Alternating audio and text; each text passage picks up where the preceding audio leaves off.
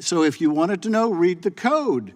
But the question is not, to them or not? The question is not whether you can read the code. The question is whether you stand for anything, Mr. Gaetz. The question is, do you stand? Do you stand for anything?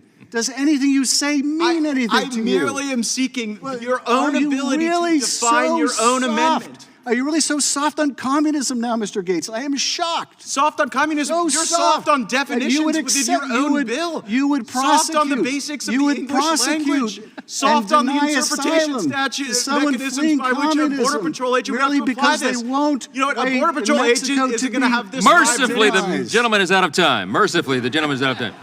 Okay. Woo. The gentleman yields back. Does the gentleman seek recognition? I guess so.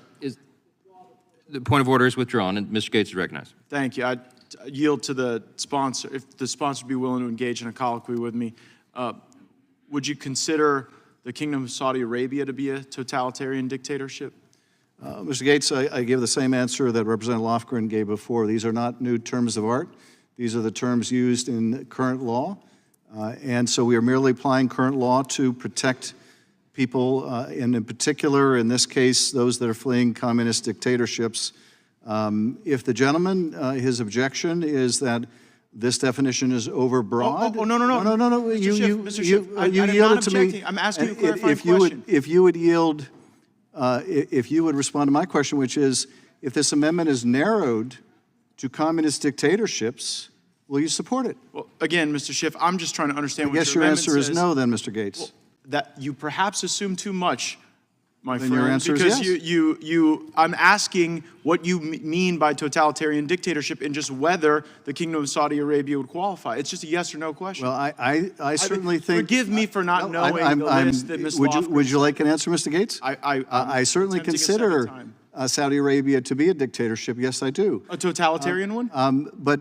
Well, Mr. Gaetz, my question is, if your problem with this amendment is you think it's Mr. overbroad... Schiff, I'm not stating a problem with the amendment. I am merely asking you what it means. My question then, Mr. Gaetz, is what is the difference between a dictatorship and a totalitarian dictatorship? My question... Since Saudi Arabia is a dictatorship... There is a difference between totalitarianism and dictatorship. Well, sure, I'm asking you to explain the differences of the Kingdom of Saudi Arabia. That's really the question, Mr. Gaetz. Why can't you just answer whether or not your amendment would apply to them? Mr. Gaetz, this is just a rhetorical exercise. It's a serious effort to understand whether or not your amendment applies to the kingdom.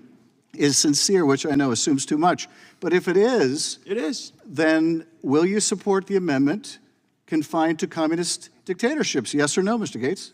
I'm probably not going to support the amendment either way. That well, doesn't there matter. you go. I don't want to know what it means. Then what about all the rhetoric you constantly espouse about standing up to communism? Here you're saying someone fleeing communism, if they're interdicted between ports, then they will not qualify.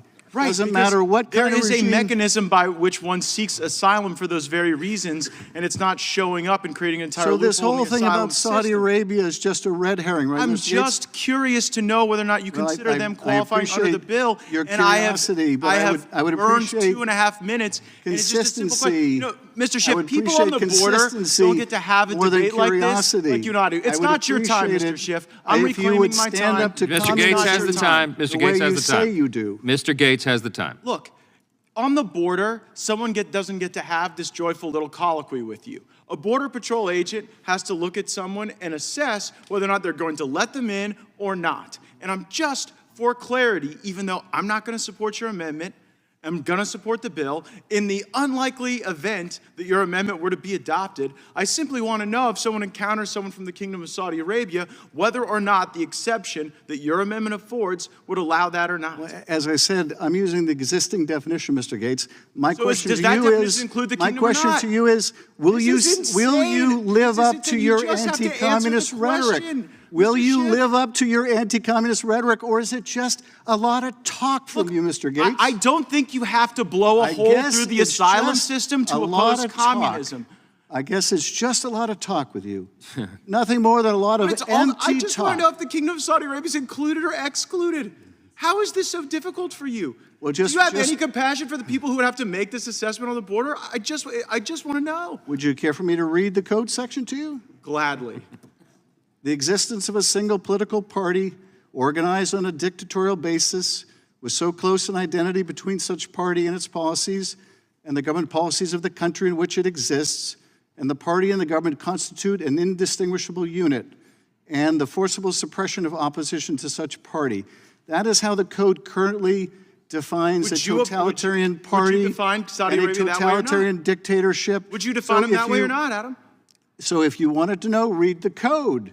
But the question is apply not, to them or not? the It's question your is amendment. not whether you can read the code. The question is wrote the whether you amendment, stand and you for can't say anything, whether it Mr. applies Gates. to a specific the question country. is, do you Why does this stand? pain you so do you much? stand for anything?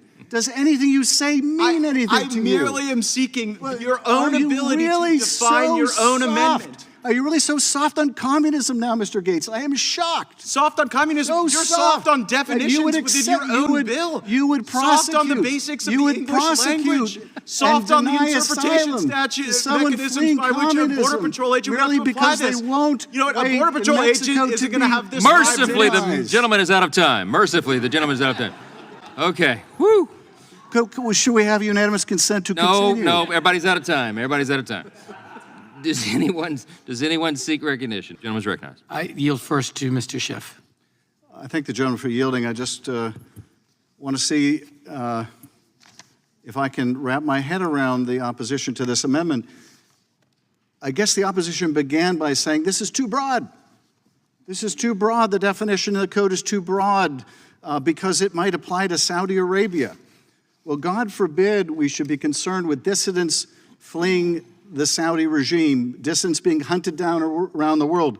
I guess my colleagues on the other side of the aisle would find it preferable if the dissidents are cut up into little pieces in a Turkish diplomatic facility or a Saudi facility in Turkey.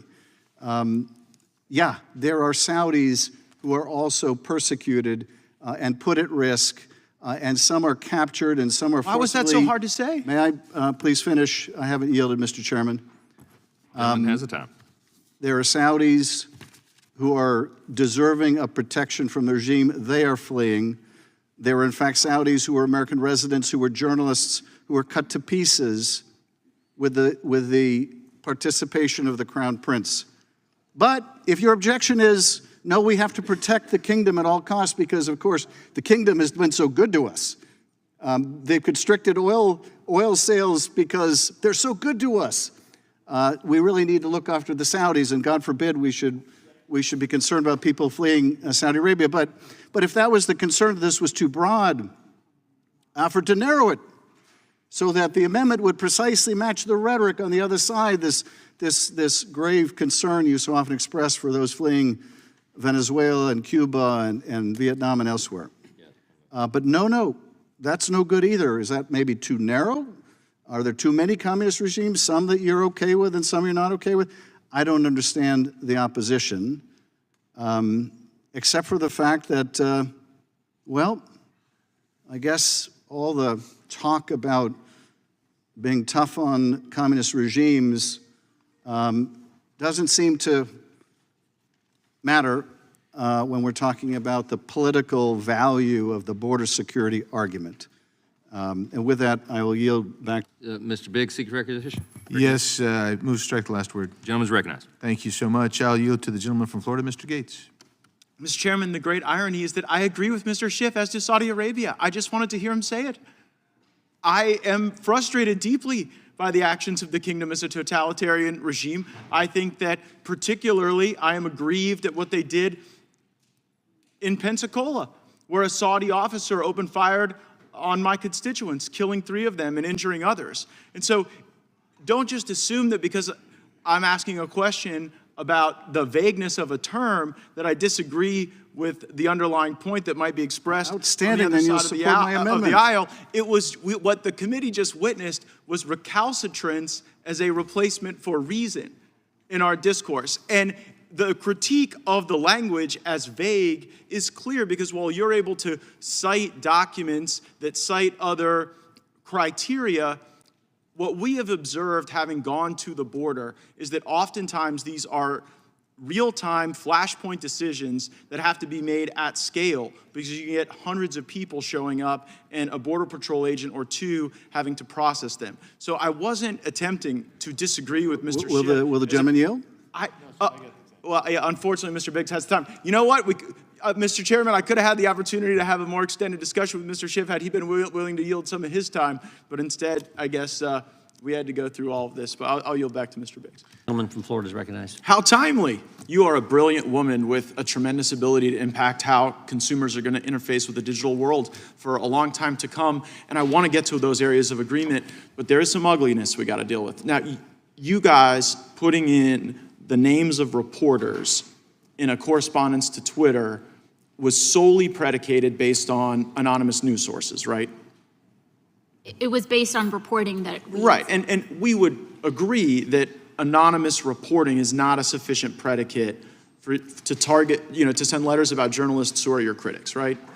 Congressman, yeah, I mean, the goal was third parties, but this is good feedback for us. We want to make sure we're not in any way suggesting that we're interested in, affecting journalists' work. It's really about privacy and security. So I really appreciate your acknowledgement that that is not the way we ought to do things. As someone who has seen ugly government action emerge out of anonymous reporting, perhaps I'm a little sensitive to that, but I'm glad that you've made that acknowledgement. Let's get on to the important work that you are doing. Millions of Americans have Ring doorbell cameras.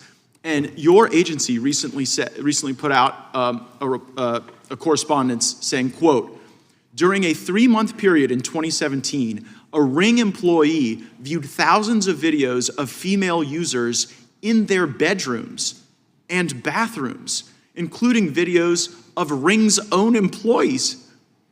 There was also at Ring, according to the FTC, an unauthorized tunnel that allowed a Ukraine-based contractor to access consumer videos. An incident where a Ring employee gave information about a customer's to their ex-husband was also something that you uncovered. You also state that bad actors at Ring took advantage of the camera's two-way communication functionality to harass and threaten people who used Ring cameras. There was a case where an 87-year-old woman at an assisted living facility was sexually propositioned through Ring's two-way features. Kids were subject to racial slurs. A hacker got in and threatened a family with physical harm if they did not pay a Bitcoin ransom. And one hacker even communicated through the two-way feature to a customer that they had already killed the customer's mother and, quote, tonight you die. What is going on at Ring? So as you noted, we recently took enforcement action precisely because of these very serious lapses in data privacy, which endangered Americans in their day-to-day lives. Overall, looking at some of these surveillance devices and how they can be misused and abused is a top area of focus for us because people's privacy is paramount. Yeah, I thought that when people got Ring, it was to enhance their personal security, not to have their 87-year-old relative in an ALF sexually propositioned, their children to be slurred at, and then to be told that they were going to be killed if they didn't pay Bitcoin ransom. So thank you for that effort. Let's go to another evil company, Kochava. Kochava is one of these data brokers that you're going after, right? That's right. And the American people should know that Kochava geolocates where people go to church, and then they sell that data to commercial enterprises, right? That's right. That's real creepy, isn't it? I believe most people would have that reaction, yes. I got onto the FBI director yesterday for their creepy FISA activity, and now we have Kochava literally selling to people, oh, well, this is a Baptist, this is a Methodist, this is someone who goes to temple. Are you going to get these people and stop them? So we have a pending lawsuit. We filed it last year. The court dismissed it. They gave us the opportunity to refile. We just refiled an amended complaint.